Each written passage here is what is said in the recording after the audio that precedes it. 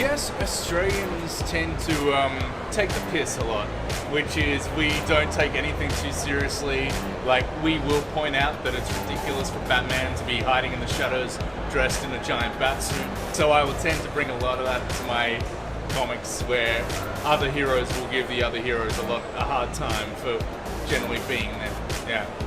I'm a huge Superman fan. Like, Superman's probably my favorite hero and always has been since I was a kid.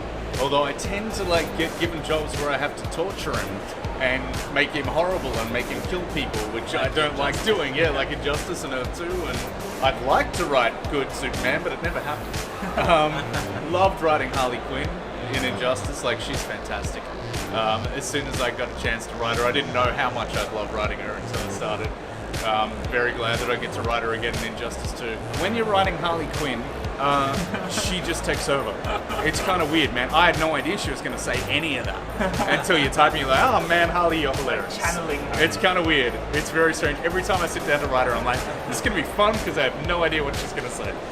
Laura at the moment in Wolverine, and Gabby, the character we created to be her sister, is that's been fantastic as well. What you're seeing with Laura Kinney is that she's actually grown. Like, nothing we've done in All-New Wolverine has been really out of character. Like, the fans have been really happy with her voice and how she's been treated, and it's because you've seen this growth from the first time we saw her, when we met her in the really early books when she was a kid, and she was essentially this, trained assassin with very little emotion and very little anything, who had to grow out of that and was quite stunted in her voice and her speech patterns, and she's just grown and grown and grown. So now it just feels like the natural time for her to become the All-New Wolverine. And I think she's an incredibly compelling character because she's come from a lot of pain and a lot of hurt. I guess she's been a victim, but she's come through that.